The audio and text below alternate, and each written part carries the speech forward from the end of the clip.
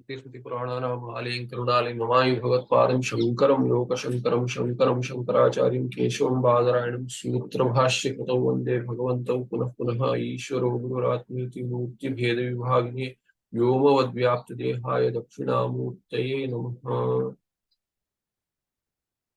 श्री चिद्घन गणेशाय नमो मह्यं सुखं नित्यं सुप्रकाशं व्यापकं नाम रूपयोधिष्ठानं बुद्धे बोध्यं बुद्धे दृक्यत्तु निर्मलम् अपारं सर्ववेदान्त वेद्यं प्रत्यक् परं महः तदेव अन्नमत्तोऽन्यदिति मे निश्चिता मतिः।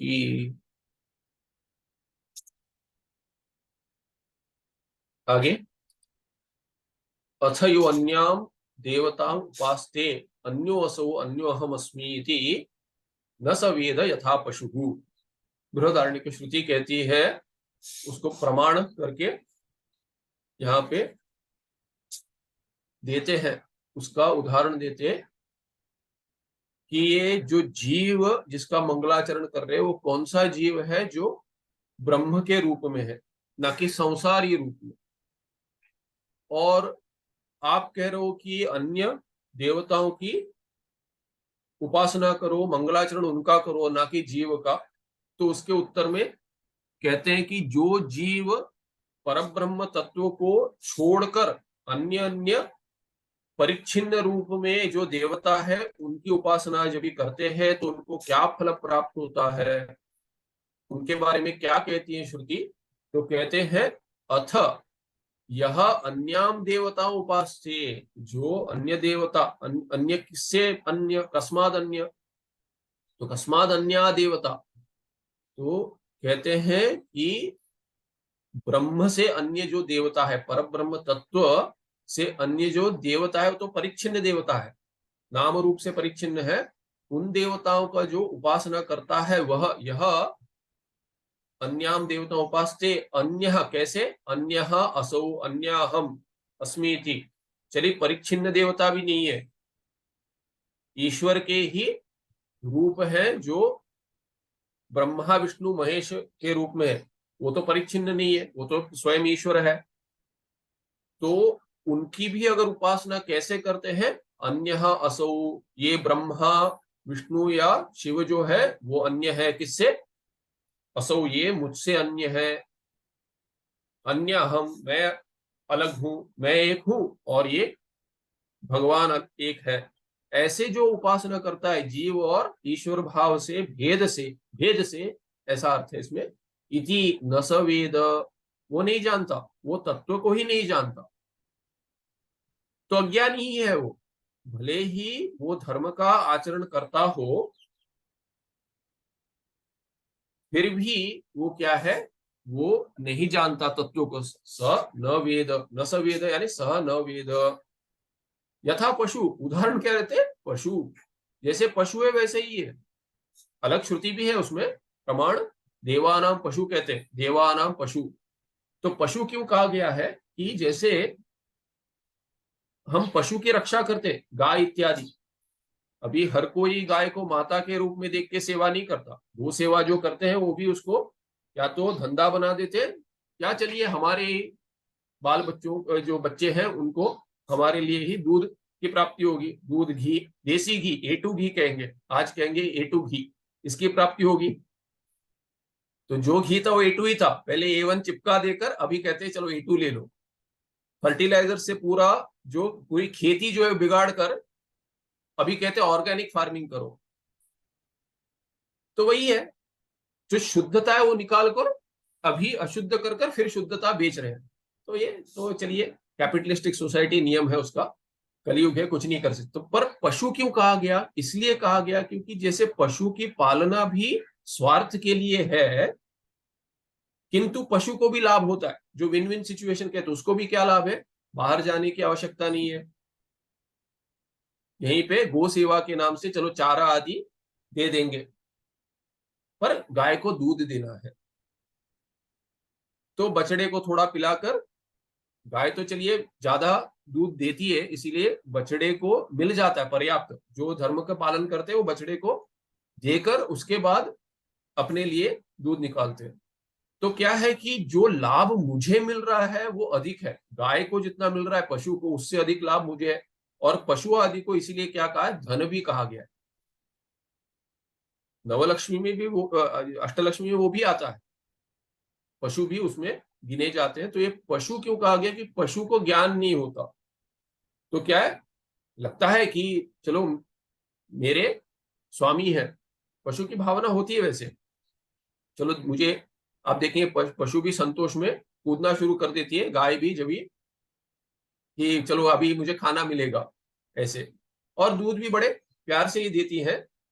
किंतु जितना लाभ पशु को हो रहा है उससे अधिक लाभ मुझे हो रहा है। वैसे ही देवता क्या है, देवता भी नहीं चाहते कि जीव, जो अपने आप को जीव परिच्छिन्न मानता है और देवता की उपासना करता है, वो तो जीव को जो चाहिए वो दे देते हैं, गिव एंड टेक रिलेशन जो कहते हैं। जीव उपासना करेगा, उनकी स्तुति करेगा, और देव क्या जीवों को फल दे देंगे, कर्म फल। जो जीव अक्षम है वो स्वयं नहीं प्राप्त कर सकता, तो अलौकिक मार्ग से लौकिक फल की प्राप्ति करता है, या तो अलौकिक फल की प्राप्ति करता है। किंतु ये उपासना यदि से जो करता है तो वो पशु जैसे, क्योंकि उसको न तो ज्ञान है कि ये देवता का स्वरूप क्या है, मेरा स्वरूप क्या है, और भेद से देख रहा है, इसलिए ये चाहिए वो चाहिए, उसका भी, उसकी भी आशा रखता है, और मिलता है इसलिए सुख से, अरे मुझे तो ये मिल रहा है, किंतु देवताओं को अधिक लाभ हो रहा है, क्योंकि देवताओं को स्तुति से जो मिल रहा है वो देवता रह सकते हैं, उतना ही उनका उनका उनकी देवता की जो देवता पदवी है वो उतनी ही आगे बढ़ रही है, क्योंकि सेवा करने वाले हैं। तो इसलिए पशु कहा गया है। सर्वम तम पराद्याद यो अन्यत्र आत्मन सर्वम वेद, ये और एक बृहत श्रुति देते इत्यादि श्रुति भी अनेक श्रुति है, और एक श्रुति क्या है वहीं पर, सर्वम तम पराद्याद, पराद्याद कि त्याग कर देते हैं, कौन, सर्व, सभी। तो यहाँ पे बहुत कुछ कहा गया है, अंत में कहा गया सर्वम तम पराद्याद, तम जीवम, वैसे उस जीव को, उस जीव का सभी त्याग कर देते हैं। कौन त्याग कर देते, अन्यत्र आत्मना सर्वम वेद, जो सब कुछ जो है जीव से अन्य मानता है, ये पूरा प्रपंच मुझसे अन्य है, ऐसे जब ही मानता है तो पूरा प्रपंच उसका त्याग कर देता है। क्यों त्याग कर दे, क्योंकि तुम तो अलग हो, भिन्न हो हमसे, तो इसलिए त्याग कर देते। एकता तो हो नहीं पाती, तो त्याग ही समझिए, तो त्याग कर देते, ऐसे श्रुति कहती है, और ऐसे अन्य श्रुति भी है। इसीलिए अगर देवताओं को भी, देवता भी सर्व में आ गए, तो देवता भी उनका त्याग कर, उस जीव का त्याग कर देते जो भेद से देखता है उनको। सर्वम चैतद अविद्यया त्रिगुणया शेषम मया कल्पितम स्वस्मिन्नेव स्वप्नवद ईशानत्वादि सर्वकल्पनया जीव सर्व विकारोपादानम इति ब्रुवन्त्यन्ये इत्यादि वचन शतेभ्यश्च। और इतने सारे धर्मशास्त्र में वचन है जिनकी श्रुति साक्षात हो सकती है, जो अभी मिल नहीं रही है, किंतु सभी श्रुति से ही आए हुए हैं।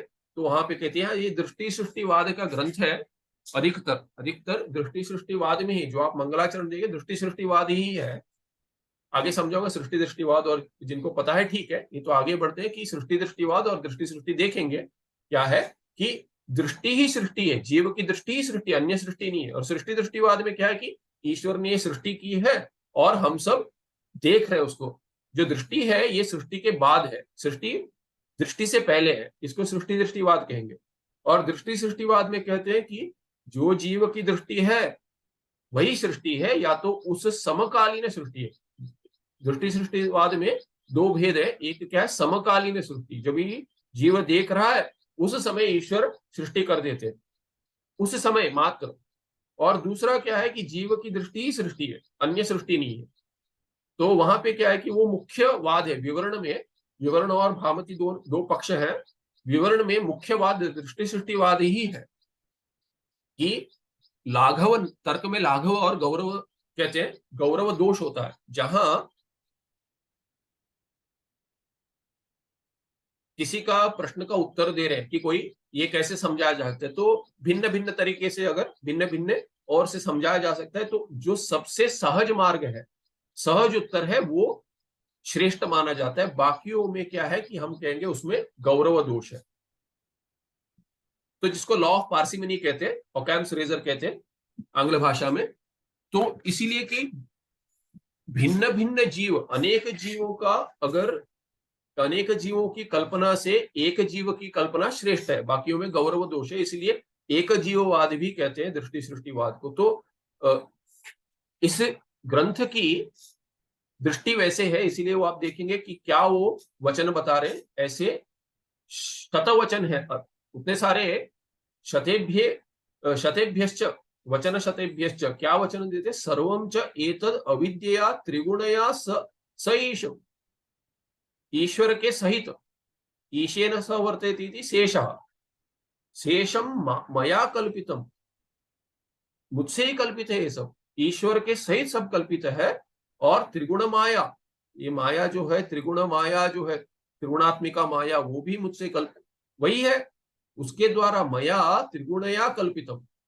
और सर्वमेतद, प्रपंच जो भी दिख रहा है वो सब क्या है, मुझसे कल्पित है। क्यों, अविद्या, त्रिगुणया अविद्या, माया अविद्या ये पर्यायवाची शब्द है। तो अविद्या जो है, जो मेरी अविद्या है, वही त्रिगुणात्मिका है, और उससे कल्पितम क्या, शेषम सर्वम, शेषम सर्वम, शेषम, शेष नहीं, शेष षण्मुख शकार नहीं है, तो ये शंकर शकार है। तो क्या, ईश्वर, ईश्वर के सहित पूरा प्रपंच जो है मुझसे कल्पित है।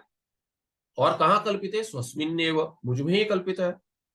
कैसे, स्वप्नवत, उदाहरण एक ही है, दृष्टि सृष्टिवाद में एक ही पर्याप्त उदाहरण है, और कोई घट आप मृत घट, स्वप्न स्वप्न दृष्टांत पर्याप्त है, रज्जु सर्प इत्यादि, मरीचि उदक, इसकी आवश्यकता है नहीं, आप दे सकते हैं, किंतु एकम एवं उदाहरण का पर्याप्त है, संपूर्ण उदाहरण एक ही है।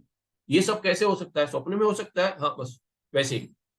कोई भी प्रश्न अगर कोई भी आए, उसमें एक ही उत्तर देते हैं, स्वप्न में हो सकता है कि नहीं, हाँ तो अभी भी हो सकता है, स्वप्न में हो सकता है, स्वप्न में सत्य है नहीं है, वैसे ही अभी भी हो सकता है, सत्य होने की आवश्यकता नहीं है, क्योंकि सुनाई देता है, क्योंकि दिखाई देता है, क्योंकि स्पर्श से समझ आ रहा है, क्योंकि रस का स्वाद मिल रहा है, क्योंकि गंध अनुभव हो रहा है, इसीलिए सत्य होने की आवश्यकता नहीं। कैसे, स्वप्नवत, हर इसके लिए कहेंगे स्वप्नवत, लाघव है, कुछ नहीं चाहिए, और स्वप्न में हो सकता है, सत्य है क्या, नहीं है, तो अभी भी हो रहा है, सत्य होने की आवश्यकता है नहीं है, सत्य है या नहीं है दूर की बात है, सत्य होने की आवश्यकता है क्या, नहीं है, बस उतना समझ में आ गया, तो बस श्रुति में जो तात्पर्य है उसमें रहो। इसलिए क्या है कि लाघव मार्ग है, स्वस्मिन्नेव स्वप्नवत ईशानत्वादि सर्वकल्पनया, पूरा ईश्वर सहित जो है सभी कल्पना। और एक वाक्य दिया, और तीसरा वाक्य, जीव सर्व विकार उपादान, जो जीव है, जो ईश्वर से अभिन्न जीव है, वही जीव और ईश्वर दोनों के लिए उपादान है, उपादान कारण है, वही अधिकरण है, वही आधार है। कौन सा जीव, जो परब्रह्म से अतिरिक्त है, और संसारी जीव और संसार सृष्टिकर्ता और कर्म फलदाता ईश्वर दोनों ही इस जीव परब्रह्म जीव में कल्पित है। ब्रुवंती अन्य, अन्य ब्रुवंती, अन्य ऐसा, अन्य लोग ऐसे कहते हैं, अन्य शास्त्रज्ञ ऐसे कहते हैं। आगे कहते हैं यत यत्र कल्पितम, चलिए कल्पना तो हो गई, तो कल्पना जो कि वो सब भिन्न हो गए, उसमें पूर्व पक्षी आक्षेप करता है ऐसा, तो उसका उत्तर देते हैं यत यत्र कल्पितम नैव तत्तो अधिष्ठानादतिरिच्यते, जो जिसमें कल्पित है, जिसमें कल्पित है उससे भिन्न नहीं है वो, जिस अधिष्ठान में जो कल्पित है, अभी ईश्वर कल्पित है, प्रपंच कल्पित है, कह रहे जीव में, तो ये कैसा हो गया, तो जीव और ईश्वर में भेद हो गया, जीव और प्रपंच में भेद हो गया, ऐसे पूर्व पक्षी कहते। उसके उत्तर में कहते नहीं हो गया, कैसे, क्योंकि जहां कल्पना की जाती है किसी वस्तु की, उस अधिष्ठान से वो कल्पित वस्तु भिन्न नहीं होती। यत यत्र, यत यत प्रपंच, और क्या, ईश्वर, यत्र यस्मिन् जीवे कल्पितम, नैव तत्, तत् क्या है, तत् प्रपंच और ईश्वर, ततः जीवात, जीवात जीवतः अधिष्ठान, जो जीव अधिष्ठान है उससे न अतिरिच्यते, नैव, न एव अतिरिच्यते, न तिङंत के साथ जाएगा, न अतिरिच्यते, नैव, संभव ही नहीं है कि भिन्न हो जाए। इति न्यायाद, ऐसे न्याय से ईश्वरादि नाम, ईश्वर और प्रपंच में जो वस्तु है वो सब क्या, मयि अखंड चिदात्मनि अध्यस्तत्वेन, अध्यस्तत्वेन कल्पितत्वेन, मुझ में कल्पित है, इसीलिए ईश्वर और इत्यादि प्रपंच जो है वो अखंड चिद रूप मुझ में, वैसा चैतन्य स्वरूप जो मेरा है उसमें, न कि संसारी जीव में, मुझ में यानी ऐसे नाम रूपात्मक मुझ में नहीं, अखंड चैतन्य स्वरूप मुझ में अध्यस्त है, इसीलिए कल्पित है, इसलिए अध्यस्तत्वेन मत स्वरूप अनुसंधानादेव, अगर मुझे मेरा स्वरूप समझ आ गया कि मैं सच्चिदानंद स्वरूप हूं, अखंड चैतन्य स्वरूप हूं, उतने अनुसंधान मात्र से एव तेषाम देवतांतराणाम अपि, अन्य अन्य जो देवता है उनका भी अनुसंधान, उनका भी मंगलाचरण हो जाएगा। इसलिए देवता अंतराणाम अपि मंगलाचरण सिद्ध्यति इति न कापि अनुपपत्ति, ऐसे कोई अनुपपत्ति दोष आप कह ही नहीं सकते, क्योंकि जिन देवताओं के मंगलाचरण, देवताओं का मंगलाचरण तुम करो, ऐसे आप आक्षेप कर रहे हो, ऐसा मंगलाचरण होना चाहिए, उन देवताओं का मंगलाचरण हो रहा है, क्योंकि वो सब मुझी में कल्पित है, अखंड चिदात्मनि, चित चैतन्य स्वरूप में, जिससे वो अतिरिक्त है ही नहीं, क्योंकि अधिष्ठान तो मैं ही हूं, इसीलिए अधिष्ठान से भिन्न नहीं है, मेरे मंगलाचरण से उनका मंगलाचरण तो हो ही रहा है, इसलिए कोई अनुपपत्ति नहीं है। ये दूसरा आक्षेप का समाधान हो गया। तृतीय आक्षेप, तीसरा आक्षेप क्या करते हैं, ननु शुद्धे ब्रह्मणि ईश्वर कल्पिता इति शक्यते वक्तुम न तो सुतराम तो ही परिच्छिन्न, तुम तो परिच्छिन्न जीव हो, तो तुम में तो ऐसी कल्पना ईश्वर की नहीं हो सकती, ईश्वर और प्रपंच देवताओं की, किंतु उस ईश्वर में जो शुद्ध ब्रह्म है, उस ब्रह्म में, शुद्ध ब्रह्म में ईश्वर की कल्पना हो सकती है, देवताओं की भी कल्पना हो सकती है। ईश्वर शुद्धे ब्रह्मणि कल्पिता, ऐसे आप कह सकते हो, कहां कल्पना होती है ईश्वर की और अन्य देवताओं की, शुद्ध ब्रह्म में, किंतु सुतराम त्वयि, ये तुम जो परिच्छिन्न हो उसमें तो कल्पना ईश्वर की नहीं हो सकती, अन्य देवताओं की भी नहीं हो सकती, ऐसा आक्षेप करते हैं पूर्व पक्षी। अतः निर्गुण ब्रह्म स्मरणेन एव कृतानि भवन्ति इतर सकल देवता मंगलानि, तब क्या होगा, अगर वैसे आप मंगलाचरण करोगे कि शुद्ध ब्रह्म का मंगलाचरण करोगे, तो अन्य अन्य देवताओं का भी, ईश्वर का भी मंगलाचरण हो जाएगा। इसीलिए निर्गुण ब्रह्म स्मरणेन, जब भी आप निर्गुण ब्रह्म का स्मरण करोगे, तब जाकर बाकी देवताओं का भी, सकल देवता मंगलानि मंगलाचरण कृतानि भवन्ति, वो भी हो जाएगा।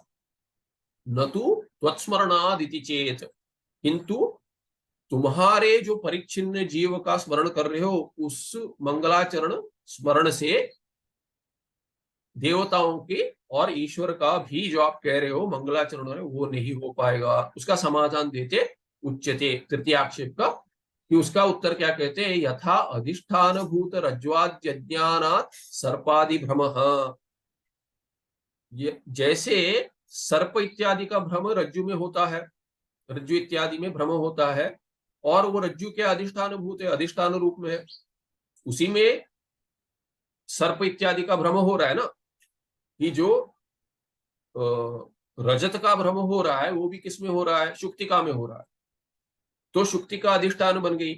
तो यथा अधिष्ठान भूत रज्जु आदि, आदि पद से शुक्तिका ले सकते हैं, और ज्ञानात, उसके ज्ञान से क्या होगा, रज्जु का जब ज्ञान हो जाएगा, शुक्तिका का ज्ञान हो जाएगा, तभी क्या हो जाएगा, सर्प का भ्रम और रजत का भ्रम, तद अधिष्ठान याथात्म्य ज्ञान तन्निवृत्ति, अज्ञान से, अज्ञानात करके यहाँ पर है, ज्ञानात नहीं, अधिष्ठान भूत रज्ज्वाद्य ज्ञानात, रज्ज्वादि अज्ञानात, अज्ञान से सर्प और रज्जु के अज्ञान से सर्प का भ्रम, और शुक्तिका के अज्ञान से रजत का भ्रम हो रहा है, और तदधिष्ठान याथात्म्य ज्ञान, यथा आत्मा स्वरूपम, वैसा ज्ञान अगर हो गया, किसका, आत्मा यानी स्वरूप, किसका स्वरूप, यथात्म यानी यथा स्वरूप, यथा रज्जु का स्वरूप है वैसा ज्ञान हो गया, या यथा शुक्तिका का स्वरूप है वैसा ज्ञान हो गया, तो उससे क्या हो जाएगा, सर्प का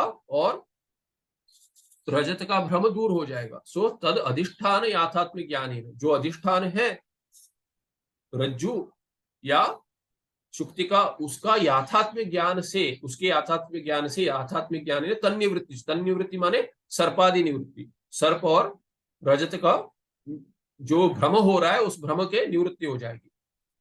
सो भ्रम निवृत्ति, भ्रम निवृत्ति तन्निवृत्तिश्च सर्पादि भ्रम निवृत्तिश्च तथा सकल जगद अधिष्ठान प्रत्यग एक रस ब्रह्म अज्ञानात् जगत प्रतीयते तद अपरोक्षेण निशेषम निवर्तते च। वैसे ही क्या होता है, वैसे ही सकल जगत अधिष्ठान जो है, संपूर्ण जगत का जो अधिष्ठान है वो कौन है, प्रत्यक एक रस ब्रह्म है।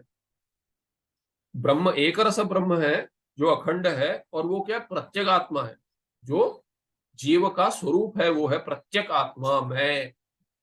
और उसके अज्ञान से, बिना जाने कि मैं वही ब्रह्म हूं, ये संसारी जीव नहीं हूं, मैं एक रस ब्रह्म हूं, वैसा प्रत्येक आत्मा मैं हूं, ऐसा अज्ञान जब तक होता है कि उसका ज्ञान नहीं होता तो अज्ञान होता है। तो अज्ञान तो ज्ञान विरोधी है। यहाँ पे नंज क्या है, अज्ञान यानी आंग्ल भाषा में इग्नोरेंस कहते हैं। अनुवाद ठीक नहीं है, क्योंकि इग्नोरेंस से क्या ज्ञात होता है, इग्नोरेंस जो शब्द है उससे क्या लगता है कि किसी का अभाव है। अगर ज्ञान का अभाव अर्थ अगर नंज का होगा, नंज ने आपने संस्कृत में अभ्यास किया होगा, व्याकरण में नंज के छह प्रकार, अच्छे अर्थ होते हैं, षडार्थक है नंज। तो एक उसमें अर्थ अभाव है, अभाव अर्थ का नहीं, अज्ञान, ज्ञान का अभाव ऐसा अर्थ नहीं है अज्ञान का। अगर ज्ञान का अभाव माने यहाँ रज्जु का अज्ञान यानी रज्जु के ज्ञान का अभाव अगर सर्प के उत्पत्ति के लिए कारण बनता है तो बौद्धों को क्या कहेंगे आप, बौद्ध तो शून्यवादी माने जाते हैं, शून्य से उत्पत्ति होती है। चलिए रज्जु के ज्ञान के अभाव से तो सर्प की उत्पत्ति क्यों हो, रजत की उत्पत्ति हो जाए, धन की उत्पत्ति हो जाए, किसी की भी उत्पत्ति हो जाए। अज्ञान से अगर रज्जु का अज्ञान है तो अभाव है, अगर अभाव से रज्जु का अभाव, और आप कहेंगे रज्जु का अभाव है यहाँ पे, फिर कहेंगे शुक्ति का अभाव है। अरे अभाव अगर है तो रज्जु का अभाव और शुक्ति का अभाव, अभाव में तो भेद नहीं करेंगे आप। अभाव में अगर भेद नहीं कर सकते कि किसी का ना होना, रज्जु नहीं है और शुक्ति का भी नहीं है, तो किससे किसकी उत्पत्ति होगी, इसका नियम कैसे बनाएंगे। और अभाव से तो भाव पदार्थ की उत्पत्ति कदापि नहीं हो सकती। क्यों नहीं हो सकती, बौद्धों को क्या कहेंगे, तो शून्यवादी के साथ तो भगवान भाष्यकार इतना वाद करते हैं, कहते हैं कि इनसे तो चर्चा ही व्यर्थ है, इसमें कोई तर्क ही नहीं है। तो वैसे किसी के अभाव से न होने से किसी की उत्पत्ति, भाव रूप पदार्थ की उत्पत्ति नहीं हो सकती। इसीलिए ये अज्ञान जो है उसमें नंज अभाव अर्थ का नहीं है, अभाव अर्थ में नहीं है, विरोध अर्थ है। तो अज्ञान और अविद्या में विद्या विरोधिनी अविद्या, ऐसा अर्थ बनेगा, ज्ञान विरोधी अज्ञानम। तो जिस ज्ञान की उत्पत्ति, रज्जु आदि की ज्ञान की उत्पत्ति का विरोध कर रहा है वो रज्जु अज्ञान है। क्या है वो, यत्किंचित भाव रूप हम कहेंगे, यत्किंचित भाव रूप है अज्ञान अविद्या। हम नहीं कहते कि भाव रूप है, हम कहते हैं कि अभाव रूप नहीं है। तो इसीलिए क्या यत्किंचित भाव रूप करके टीकाकार कहते हैं, व्याख्यानकार जब भी समझाते हैं अज्ञान और अविद्या का अर्थ क्या है, भाव रूप क्यों कहेंगे, अभाव रूप नहीं है। तो कहीं कहते हैं कि हमारा तात्पर्य भाव रूप है ऐसा कहने में नहीं है, अज्ञान को अविद्या को हमारा तात्पर्य अभाव रूप नहीं है ऐसे कहने में, इसीलिए कहेंगे यत्किंचित भाव रूप, क्योंकि कुछ ना कुछ तो होना चाहिए, क्या है ये नहीं कह सकते, अनिर्वचनीय है किंतु कुछ तो है, अभाव से भिन्न है। चलिए भाव रूप अभाव से तो भिन्न है क्योंकि कुछ उत्पत्ति का कारण बन रहा है, उपादान कारण बन रहा है। तो इसीलिए कहते हैं यथा अधिष्ठान भूत रज्ज्वाद्यज्ञान सर्पादि भ्रम तदा तद अधिष्ठान याथात्मिक ज्ञान तन्निवृत्तिश्च भ्रम निवृत्तिश्च वैसे ही तथा सकल जगत अधिष्ठान प्रत्येक एक रस ब्रह्म अज्ञानात, उस अज्ञान से अपने स्वरूप के ब्रह्म होने का ज्ञान नहीं होने से, उससे विरोधी ज्ञान जो है कि मैं शरीरी हूं, संसारी हूं, ये अज्ञान जो है इसका कार्य भी है और इसीलिए जगत प्रतीयते, ऐसा भिन्न भिन्न रूप में, नाना रूप में जगत की प्रतीति हो रही है। जगत प्रतीयते तदा तद तद अपरोक्षेण, यानी उस अधिष्ठान का अपरोक्ष ज्ञान जब हो जाएगा तो तब क्या होता है, उससे निशेषम निवर्तते, जगत निशेषम निवर्तते च, कि जगत का पूर्ण निवारण हो जाता है, बाधित हो जाता है, ऐसा अर्थ है उसका। तच्च अधिष्ठानम ब्रह्म प्रत्यगात्मा अहमेव, और वो अधिष्ठान क्या है जगत का, वो मैं हूं, प्रत्यगात्मा अहमेव, मैं हूं। और उसके लिए प्रमाण देते, अयम आत्मा ही ब्रह्मैव सर्वात्मकतया स्थितः इति निर्धारितं श्रुत्या बृहदारण्य संस्थया, यच्चाप्नोति यदा दत्ते यच्चात्ति विषयानिह यच्चास्य संततो भावस्तस्मादात्मेति गीयते, तत्त्वमसि त्वं तदसि, यत्परं ब्रह्म सर्वात्मा विश्वस्य आयतनं महत् सूक्ष्मात् सूक्ष्मतरं नित्यं तत्त्वमेव त्वमेव तत्, एकम् आद्यन्तरहितं चिन्मात्रम् अमलं ततं खादप्यतितरां सूक्ष्मं तद्ब्रह्मास्मि न संशयः, अनेन सर्वं ह्येतद् वेद। इतने सारे उदाहरण देते, क्या अर्थ है, अयम आत्मा ही ब्रह्म एव, अयम ये जो आत्मा है, अयम समीप, क्या समीप अर्थ है, तादात्म्य, जो मैं हूं, जो मैं ऐसे मैं कह रहा हूं, वो मैं जो हूं वो आत्मा स्वरूप मेरा जो है वो ब्रह्म ही है, ब्रह्म एव सर्वात्मकतया स्थित, और केवल मैं ये आत्मा हूं ऐसा नहीं है, जो जो कह रहा मैं जो आत्मा हूं, मैं हूं, मैं हूं, मैं हूं, वो सभी सर्व जो है, सर्व आत्मा जो है, सभी आत्मा जो है उस रूप में मैं ही स्थित हूं। ब्रह्म जो सब आत्मा के रूप में स्थित है वो मैं हूं, माने उसका अर्थ क्या है कि सबकी आत्मा जो है, सबका स्वरूप जो है, सबकी आत्मा ये राहु शेषवट षष्ठी है, सबकी, तस्य आत्मा, ये तस्य आत्मा, ये षष्ठी जो है ये संबंध षष्ठी नहीं है, ये क्या है कि राहु शिरोवत षष्ठी कहेंगे।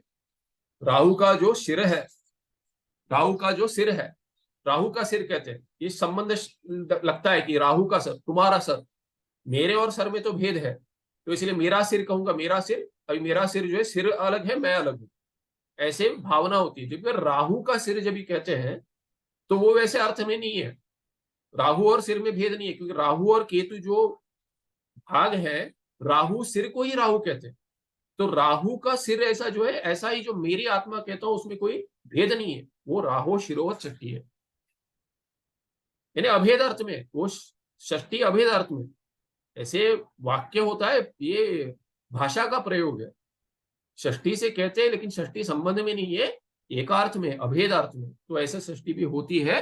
तो वो क्या है कि सर्वात्मकतया से, सर्व आत्मा जो कहते हैं उसमें कर्मधारय है, षष्ठी नहीं है, समास है, सर्वेशाम आत्मा करके कहेंगे तो वो षष्ठी समास है, वो संबंध में नहीं है, राहो शिरोवत, इसीलिए सर्व आत्मा के रूप में जो प्रतीत हो रहा है वो सब क्या है, वो ब्रह्म ही है जो मैं हूं, अयम आत्मा ही ब्रह्म सर्वात्मकतया स्थित, और मैं ही जो ब्रह्म सब आत्मा रूप में प्रतीत हो रहा है वही सर्वात्मा मैं हूं, इति निर्धारितम, और ये मनन सिद्ध है, ऐसा नहीं है, कैसे श्रुति कहती है, श्रुत्या बृहदारण्य संस्थया, तो बृहदारण्य में जो जो श्रुति है, वाक्य है, उससे निर्धारण करते हैं, उसका तात्पर्य यही है।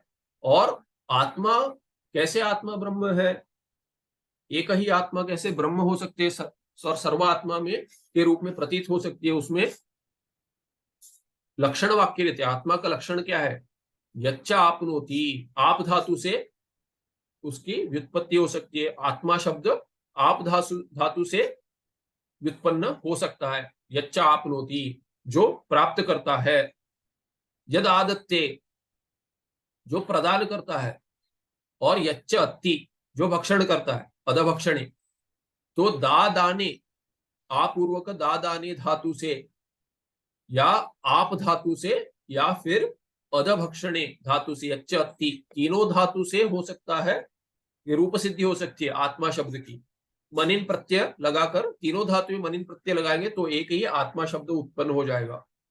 और अर्थ क्या होगा,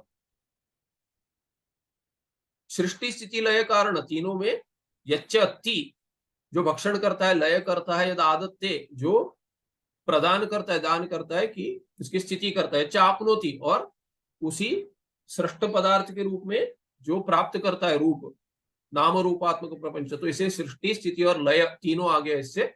विषयानिह अत्ति जो विषय का भोग करते हैं, तो उस अर्थ में भी विषयानिह यच्च अस्य संततः भावः और जिसकी संतति चलते रहती है,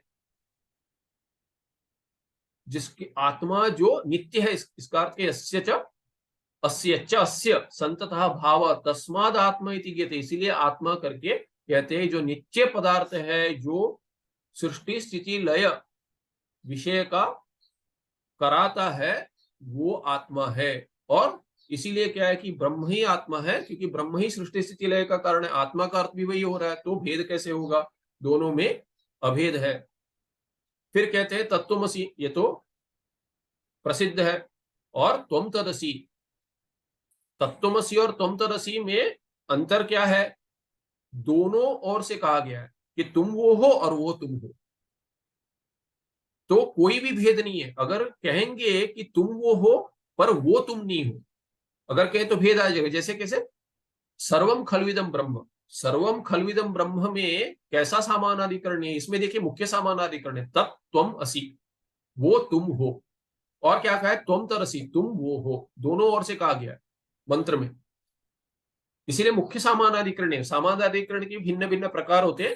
तो सर्वम खलविदम ब्रह्म, ये प्रपंच पूरा ब्रह्म ही है, उसमें प्रपंच ब्रह्म नहीं है, उसमें मुख्य सामानाधिकरण नहीं है, उसमें बाधायाम सामानाधिकरण है, बाध सामानाधिकरण।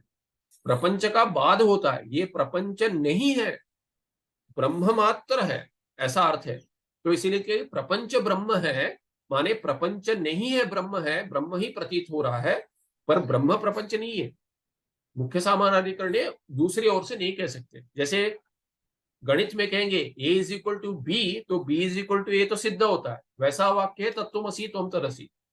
किंतु A is equal to B but B is not is equal to A, ऐसा सर्वम खलविदम ब्रह्म में अर्थ है बाधायाम सामानाधिकरण। तो नाम रूप जब भी हटाएंगे प्रपंच से तो कुछ नहीं बचेगा, क्योंकि प्रपंच माने ही नाम रूप है। नाम रूपात्मक, नाम रूप ये प्रपंच का स्वरूप है, उसके सत्ता उसकी सत्ता नहीं है, सत्ता ब्रह्म की सत्ता है, स्फूर्ति भी ब्रह्म की स्फूर्ति है। और उसका जो अनंत आनंद भी दिखता है कि आनंद कभी समाप्त नहीं होगा, विषय आनंद समाप्त होता है, वो भी ब्रह्म से प्राप्त है। इसीलिए ब्रह्म के व्यतिरिक्त प्रपंच ही नहीं है। तो प्रपंच नाम रूप हटा देंगे तो अस्थि भाति प्रिय ब्रह्म बचता है, उसमें सामानाधिकरण है। इसीलिए बाधायाम सती सत्याम, बाधायाम सत्याम सामानाधिकरण, सती सप्तमी लगाएंगे, या तो बाधे न सामानाधिकरण, बाद के बाद बाद से सामानाधिकरण होगा, किंतु मुख्य सामानाधिकरण नहीं है। इसीलिए तत्त्वमसि त्वं तदसि, ब्रह्म तुम हो, तुम ही ब्रह्म हो, अन्य कुछ नहीं है। यत् परम ब्रह्म सर्वात्मा विषय से आयतन महत, महत आयतन जो है अधिकरण, वो क्या है? विश्व का वो सर्वात्मा है, वो परम ब्रह्म, जो परम ब्रह्म है वही सर्वात्मा तुम हो। क्योंकि आत्मा का शब्द तो प्रत्येगात्मा में ही है।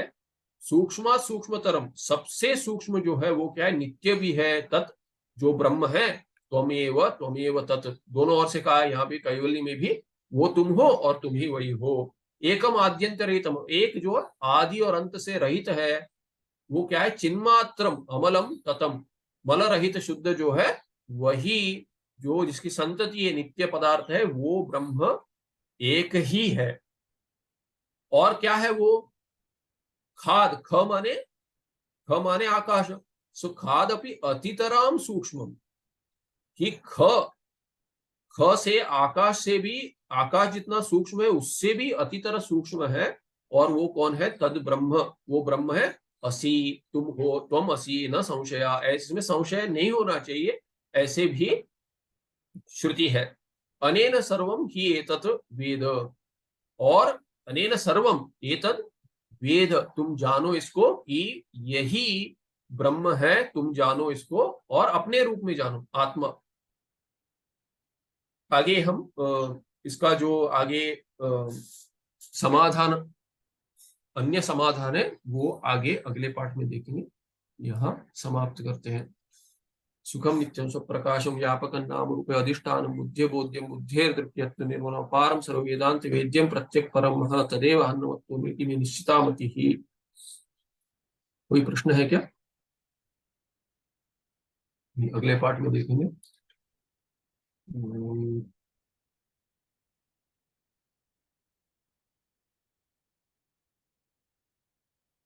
हम्म,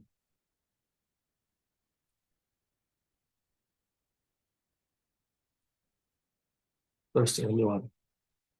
नमस्ते।